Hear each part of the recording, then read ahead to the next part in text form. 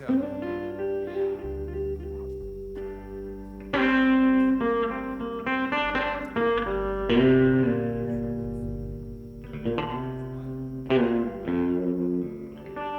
My mom used to have an antique store down in Clear Lake, Texas. You know where Clear Lake is? Missouri County. When they're talking to, when NASA Control, you know, or rather when they're talking to the things in space and they talk to Houston Control, it's actually Clear Lake. It's right there on I-45 alongside of the ship channel between Galveston and Houston. And so my mom lived there, and so I would go with her when she would go to estate sales, try to find things to sell for the store, and I'd go along with her because, you know, I could lift heavy things and, you know, and help. But I always had a plan. I was always hoping that in one of these places that we would go, there'd be somebody who'd bring out an old guitar case and, you know, bring it and say, it's been under Granddad's bed for 50 years. I don't know why anybody would want a metal guitar anyway. Here, you just take it. Never happened to me, not even once. Nevertheless, I found a lot of strange instruments. One of the things that I found was a plastic banjo, a harmony banjo, the type of banjo that you would have got if you couldn't afford the wooden banjo, describing a level of poverty that I wasn't aware of. But I thought it was interesting right there alongside the ship channel in Texas City with all the refineries and the petrochemical industry there, and I was playing this plastic banjo, a product of those very petrochemical things, and yet it was a stretch gourd instrument, the oldest type of stringed instrument. And I thought, well, this is kind of interesting here. So I sat with it while my mom drive, pulling that U-Haul trailer. Well, it used to be a U-Haul trailer. Now it only do about 35 miles an hour safely. So we had a lot of time on the back roads. And so while I was hanging out, this is the song that banjo taught me.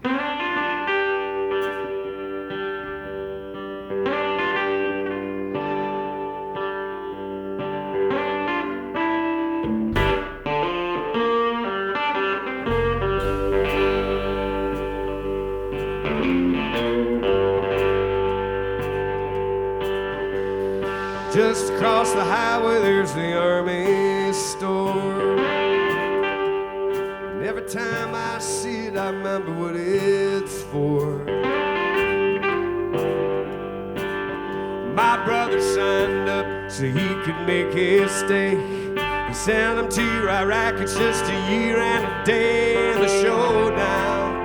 He was shot from the rear. They make those bullets 16 miles from here. All he ever wanted was his own piece of ground, and now it's 3 feet wide, 6 feet down. All he ever wanted was his own piece of ground, and I ain't ever gonna leave my hometown.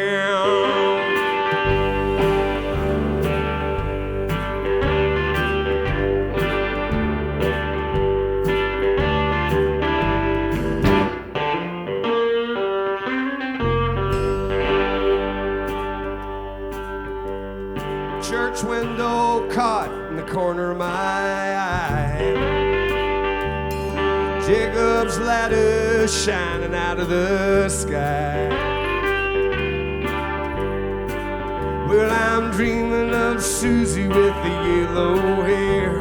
When I was small, she used to live around here. River Valley Baptist on the White Elm Road.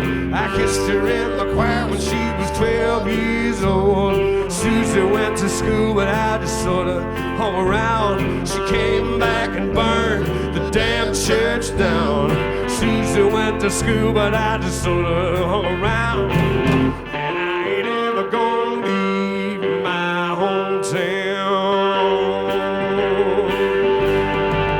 Well, there's an electrical pipeline that cuts through the town. Feed the rusted mosquitoes, shut the oil from the ground. I watched the sun go down through a hole in the plane, and then they left where they laid the power line. Well, that's a P84. You can tell by the sound that I ain't ever gonna leave my hometown.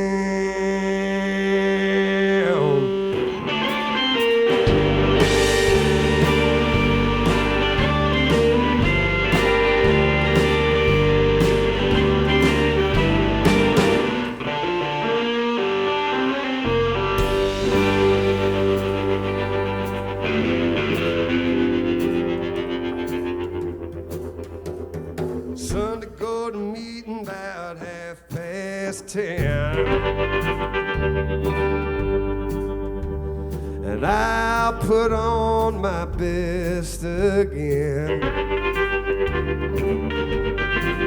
I got a half tank of gas, a beer in a can. We'll meet in back of Johnson's Land, and we'll try to get home by breakfast time. Put the whites in the wash, get them out on the line. Before the stain sets, you know the returns to brown. Grapples in the rack before I hit town. Before the stain sets, you know the returns to brown.